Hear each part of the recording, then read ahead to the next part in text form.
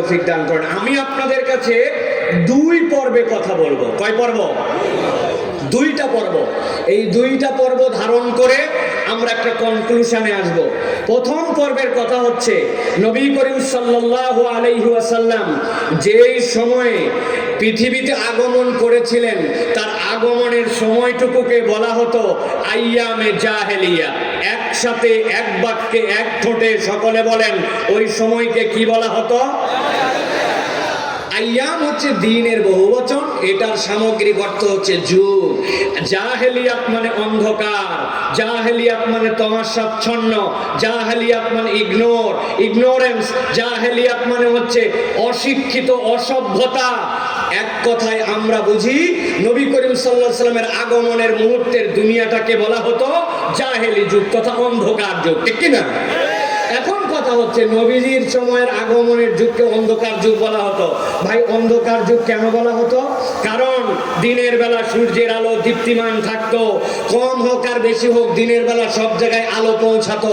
কিন্তু রাত্রেবেলা তাদের কোনো রকম ইলেকট্রিক বাতি ছিল না, রাত্রেবেলা তাদের সামনে কোনো রকম বিদ্যুৎ বাতি ছিল না, কোনো রকম সৌর বিদ্যুৎ ছিল না, কোনো রকম তাদের ইলেকট্রিসিটির অর্গানাইজেশন ছিল না। এই জন্য পুরা রাত জাজিরাতুল আরবে ঘুটঘুটা অন্ধকার, বাড়ি ঘর কিচ্ছু দেখা যেত না। দিনে আলো, রাত্রে তুমুল অন্ধকার। এই জন্য ওই যুগকে বলা হতো আইয়ামে জাহেলিয়া। তাই এই ডানে যারা আছেন তাই তাহলে আইয়ামে জাহেলিয়াত বলা হতো, কিন্তু রাত্রের অন্ধকারের জন্য জাহেলি যুগ বলা হতো না। তাহলে জাহেলি যুগ বলা হতো কি কারণে? পৃথিবীর প্রখ্যাত যতগুলি সিরাত গ্রন্থ এবং সিরাতবিদ আছেন, এই সব সিরাতবিদদের সমন্বিত মতামত পাঁচটা কারণে নবী করিম সাল্লাল্লাহু আলাইহি ওয়াসাল্লামের সময় এবং যুগকে জাহেলি যুগ বলা হতো। একসাথে বলতে হবে কারণ কয়টা। সবাই বলে নাই, ওই যে পেছনের লোকজন ফাঁকি মারতেছেন, ভাই ফাঁকি মাইরেন না আল্লাহর ওয়াস্তে। পুরা বছরে দুইবার দুই দিন মাত্র মাহফিল হয়, তো এই 2 দিন এনার্জি না রাখলে কবে এনার্জি রাখবেন? তাহলে জাহেলি যুগ বলা হতো কয়টা কারণে? 5টা কারণে। নাম্বার 1 মুখস্থ করে ফেলেন জায়গা মতো, কিন্তু আমি ধরবো, বলছি 2 পর্বে কথা বলবো আপনাদের কাছে। 1 নম্বর, নবী করিম সাল্লাল্লাহু আলাইহি ওয়াসাল্লামের সময়ে মানুষজন নারীদেরকে কোনো মর্যাদা দিত না। আল্লাহ কাফেরদেরকে জাহান্নামে ঢুকাবেন, তারপরেও আল্লাহ বলেছেন ওয়া ইযাল মাউউদাতু সুইলাত বিআইয়ি যামমিন কুতিলাত, তাদেরকে তো জাহান্নামে দেওয়াই হবে কুফরির কারণে, কিন্তু তথাপিও তাদেরকে জিজ্ঞাসা করা হবে তোমরা ওই নারী, শিশু, ছোট বাচ্চা তাদেরকে কেন হত্যা করেছিলে? অতএব ওই সমাজে নারীর কোনো সম্মান ছিল না, নারী ছিল ভোগ্যপণ্য, নারী ছিল ইউজলেস। তাদের কাছে নারীর কোনো সম্মান, ইজ্জত, মর্যাদা, নারীর অধিকার ওই সময় ছিল না, ঠিক তো? 1 নম্বর মিলাবো আমি কিন্তু আবার। 2 নম্বরে, ওই সময়ে মানুষেরা এতিমদেরকে কোন রকম ইজ্জত মর্যাদা দিত না। কেউ যদি এতিম হতো, সাথে সাথে তারা মনে করত সুযোগ একটা পাওয়া গেছে, এখন আমরা তার সম্পদ ইচ্ছা মতো খাইতে পারি, খাইলে আমাদের আর কোনো টেনশন নাই। তাহলে এতিমদের কোনো অধিকার সমাজে ছিল। 3 নম্বর, ওই সময়ের মানুষ ছিল জোর জার মুল্লুকতা। কি বলছি ভাই? সাতক্ষীরায় কি এই ডায়লগ চলে ভাই? জোর জার মুল্লুকতা। যে যত বড় ডাকাত সে সমাজে তত বড় ক্ষমতাধর, তার কাছে কেউ কিচ্ছু বলতে পারে না। আমার পাওয়ার আছে, আমি খায় ফেললাম। আমার পাওয়ার আছে, দেশের টাকা আমি বিদেশে পাচার করে দিতে পারি। আমার পাওয়ার আছে, ব্যাংক আমি উদ্ধার করে দিতে পারি। আমার পাওয়ার আছে, বিনা বিচারে মানুষকে আটক করে ফেলতে পারি। আমার পাওয়ার আছে, মানুষের বাড়ি ঘর জ্বালায় দিতে পারি। আমার পাওয়ার আছে, মানুষকে ফাঁসিতে ঝুলায় দিতে পারি। এত ধরে ঠিক বললেন? আমি নবীজির সময়ের কথা বলতেছি, আন্দাজে বুঝে সুঝে ঠিক বলেন, মাথা খাটান। তাহলে 3 নম্বর ছিল জোর জার মুল্লুকতা। মনে থাকবে তো? প্রত্যেকটার আবার হাদিস থেকে আমি প্রমাণ দেব আপনাদের কাছে, এইরকম না, শুধু সামারিটা বলতেছি, ভালো করে বোঝেন। 4 নম্বরে, ওই সময়ের মানুষরা ছিল চূড়ান্ত যুদ্ধবাজ। কি ছিল? এরকম কথাও সিরাত গ্রন্থে আসছে, এক লোক একটা উট নিয়েছে, একজনের বাড়ির পাশে একটা পাহাড় আছে, ওই পাহাড়ের মধ্যে উট চড়াতে লাগাইছে। উটটা চড়তেছে, ওই লোকের মনের মধ্যে জ্বলতেছে যে কেমনে এর মধ্যে একটা গন্ডগোল পাকানো যায়। যেই লোকের বাড়ির ধারে উট চড়াইছে, ওই লোককে যায় বলছে, এই তোর বাড়ির সাথে একটা উট চড়ায়, উটের মালিকের বাড়ি অন্য পাড়ায়, তোর ঘাস খায় আর তোর এলাকার মধ্যে অন্যের উট চড়ায়, তুই কিছুই করতে পারিস না? বলে আমি কি করব? বলছে কিছু অন্তত করতে না পারলে তোর ঘাস খাইয়ে যেই উট দুধ দিবে ওর দুধ দোয়াই ফেলা। এই কথা বলে যেই লোকের উট তার কাছে গেছে, যে বললো ভাই একই এলাকায় আমরা থাকি, না হয় তুই বেকায়দায় করে তোর এলাকায় ঘাস নাই, ওই জায়গায় একটু উট বাঁধছিস, তাই বলে কি তোর উটের দুধ ওই দোয়াই নেবে? বলে কি? বলছে সত্যিকার ঘটনা। হ্যাঁ, তো কি করা লাগবে? তো ঠেকা। এদিকে বলছে খাওয়া, ওদিকে বলছে ঠেকা।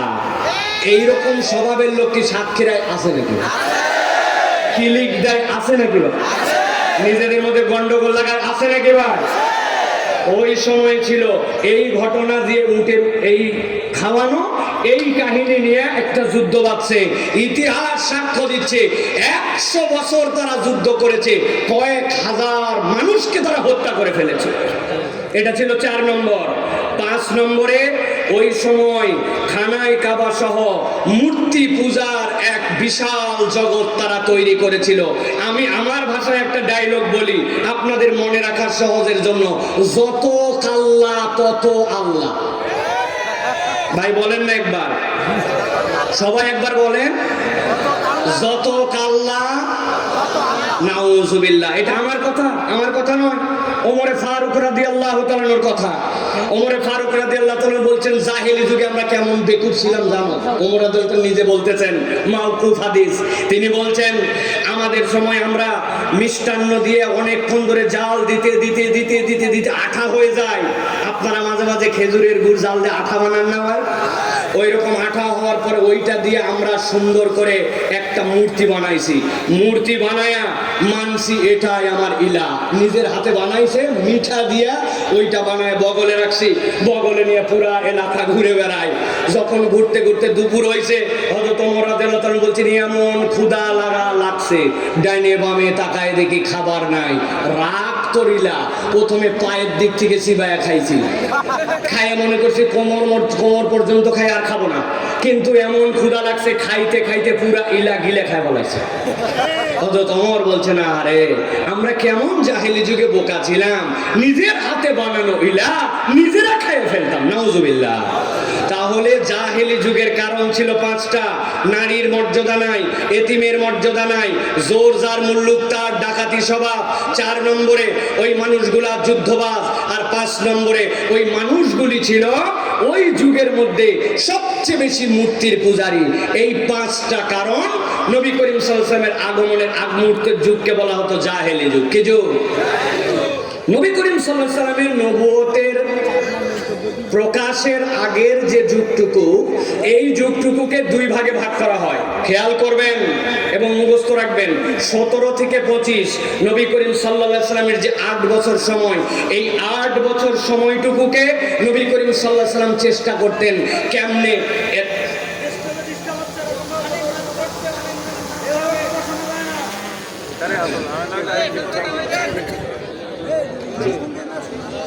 ঠিক আছে স্যার, আপনি রওনা দিয়ে দেন।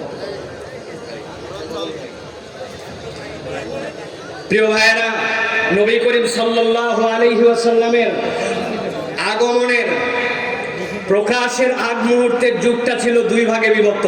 মনে আছে তো? নবী করিম সাল্লাল্লাহু আলাইহি ওয়াসাল্লামের আগমনের যুগটাকে কি বলা হতো? নবী করিম সাল্লাল্লাহু আলাইহি ওয়াসাল্লামের জাহেলি যুগ বলা হতো। তার কারণ কয়টা? নবী করিম সাল্লাল্লাহু আলাইহি ওয়াসাল্লামের নবুয়তের প্রকাশের আগের যুগটা কয় ভাগে বিভক্ত? Thank you. এইটা হচ্ছে শ্রোতা। মাশাআল্লাহ।